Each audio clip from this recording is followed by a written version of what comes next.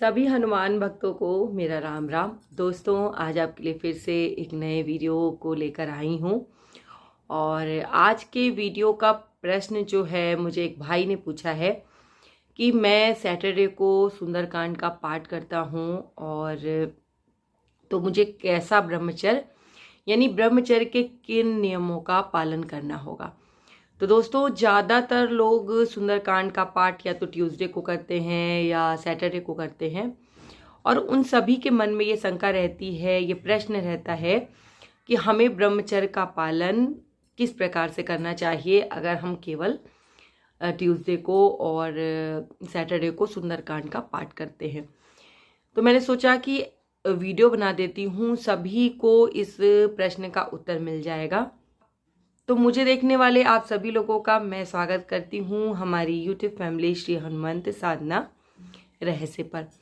दोस्तों, हनुमान जी से जुड़ी हुई जो स्तुतियाँ होती हैं, अगर हम उनका पाठ करते हैं तो हमें ब्रह्मचर्य का पालन करना पड़ता है। इसमें कोई भी शक आपको नहीं रखना है, यानी कि ये ज़रूरी है। आप अगर मतलब हमें किस प्रकार का ब्रह्मचर्य पालन करना होगा, जैसे कि अगर आप डेली सुंदरकांड का पाठ करते हैं, कुछ लोग डेली सुंदरकांड का पाठ करते हैं, तो उन्हें ब्रह्मचर्य का पालन किस प्रकार से करना है।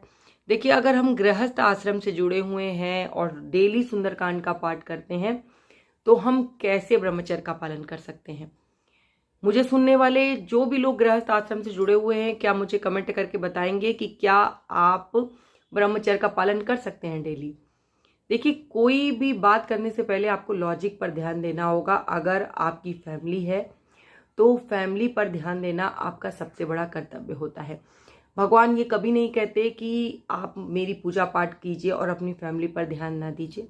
अगर आप पत्नी हैं तो आपका दायित्व है अपने पति का मान सम्मान करना, उनकी हर इच्छा की पूर्ति करना। अगर आप पति हैं तो भी आपका दायित्व बनता है अपनी पत्नी के मान सम्मान की रक्षा करना और उसके सभी ज़रूरतों को पूरा करना।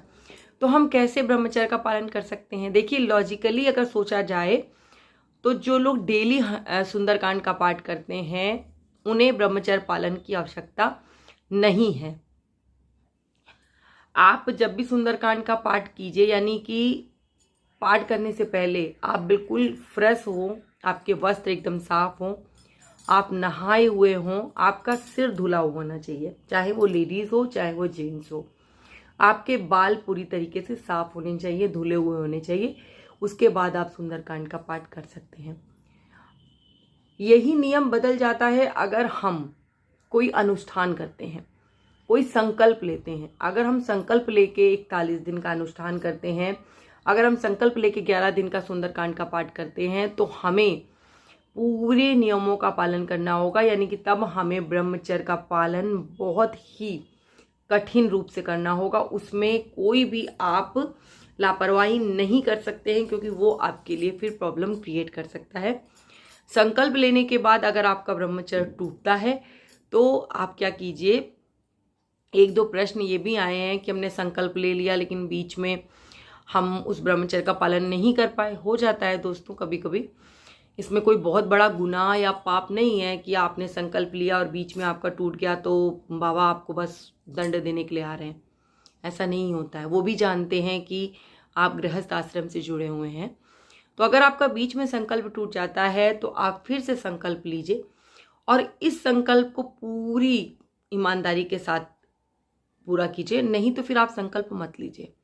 अगर संकल्प लेते हैं तो उसे पूरा करने की आपके अंदर बिल्कुल अनुशासन आपको रखना होगा, तब फिर आप संकल्प लीजिए। अन्यथा बिना संकल्प के जैसे आप पूजा करते हैं वैसे करते रहिए। अब बात आती है कि जो लोग मंगलवार और शनिवार को सुंदरकांड का पाठ करते हैं, उनके लिए ब्रह्मचर्य पालन के क्या नियम हैं। देखिए दोस्तों, जिस दिन आप मतलब मंगलवार को सुंदरकांड का पाठ करेंगे, कोशिश कीजिए कि आप एक रात्रि पहले से ब्रह्मचर्य का पालन शुरू कर दीजिए। और जिस दिन आप सुंदरकांड का पाठ करें, यानी कि आपने अगर सैटरडे को पाठ किया, तो उस पूरी रात को आपको ब्रह्मचर्य का पालन करना ही होगा। होता क्या है कि जब हम ये पाठ करते हैं तो हमारे शरीर में ऊर्जा एकत्र होती है। जैसे जिस भी देवी देवता की आपने स्तुति की, जिनका भी पाठ किया, उनका गुण उनका जो आपके ऊपर ऊर्जा होती है वो समाहित हो जाती है। अगर हम उस ऊर्जा को संभाल नहीं पाते तो हमारे लिए प्रॉब्लम क्रिएट हो जाती है। ठीक है, तो उसके लिए हमें ये करना होगा कि हम उस रात को ब्रह्मचर्य का पालन ज़रूर करें। मंगल की रात को हमें ब्रह्मचर्य का पालन करना है, सैटरडे की रात को भी हमें ब्रह्मचर्य का पालन करना ही करना है। भले हम सुंदरकांड पढ़ चुके हों, दिन में पढ़ चुके हों, भले सुंदरकांड हम शाम को पढ़ चुके हों, लेकिन उस पाठ की ऊर्जा हमारे अंदर, हमारे शरीर में, हमारी बॉडी में अभी भी है। तो उस ऊर्जा को हम इस तरीके से नहीं वेस्ट कर सकते। इस ऊर्जा को हमें अपने लिए यूज़ करना है। तो उस ऊर्जा को यूज़ करने के लिए आप, अच्छा है कि अध्यात्म से जुड़ें। उस रात को अगर आप आध्यात्मिक रात समझकर परहेज करें तो आपके लिए बहुत अच्छा रहेगा। और बाकी ब्रह्मचर्य से जुड़े हुए जो भी दोस्तों नियम है, ये आपके ऊपर डिपेंड करते हैं कि आप उन्हें कितना मानते हैं। मैं अपनी बता रही हूँ कि जब मैं परहेज कर रही थी बालाजी के, लगभग 9 महीने के परहेज थे मेरे, तो मैं आपको बता दूं कि मैंने बहुत ही कठिन 9 महीने तक ब्रह्मचर्य का पालन किया था। उसमें मेरा अकेले का सहयोग नहीं था, मेरे हस्बैंड पूरी तरीके से मेरे साथ जुड़े हुए थे, उन्होंने पूरा सहयोग किया था। लेकिन ये सबके साथ नहीं होता है ना, सबके पति उतने सहयोगी नहीं होते हैं, या सबकी पत्नियां उतना नहीं आपकी वो कर सकती हैं कि नहीं आपको सहयोग करें कि चलिए आप ब्रह्मचर्य का पालन कर लीजिए, आपका अनुष्ठान है। तो सब लोग नहीं समझते हैं इस चीज़ को। लेकिन मेरे हस्बैंड ने सहयोग किया, तभी मैं 9 महीने तक अनुष्ठान को पूरा कर सकी। 9 महीने बहुत होते हैं, बहुत ज़्यादा। और आज से कई साल पहले की बात बता रही हूँ, तो मेरे ख्याल से 7-8 साल हो गया है, तो फिर भी उन्होंने मेरा सहयोग किया। तो इसलिए कह रही हूँ कि ब्रह्मचर्य का पालन का नियम जो है उसे अपने हिसाब से कीजिए, लेकिन कोशिश ये कीजिए कि आप जिस दिन सुंदरकांड का पाठ करें, जैसे स्पेशल डे अगर आप मंगल और ट्यूसडे को कर रहे हैं, तो आपको ब्रह्मचर्य का पालन उस रात को ज़रूर करना चाहिए। जो लोग डेली करते हैं उनके लिए मैंने पहले ही बता दिया कि बिना स्नान किए, बिना सिर धोए आपको हनुमान जी की स्तुति नहीं करनी है, क्योंकि आपके अंदर वो दोस्तों ऊर्जा ही नहीं रहेगी उस पाठ को संभालने की। उस पाठ को करने के लिए जो आपके अंदर ऊर्जा चाहिए, जो ताकत चाहिए, वो केवल और केवल ब्रह्मचर्य से आती है। इस बात को बहुत अच्छे से जान लीजिए। अगर आप कुछ विशेष चाहते हैं, कुछ विशेष मनसा लेकर आप हनुमान जी के साथ जुड़े हैं, तो आपको ब्रह्मचर्य का पालन करना ही पड़ेगा। ये बहुत पक्का है, इसमें आप मजाक नहीं ले सकते।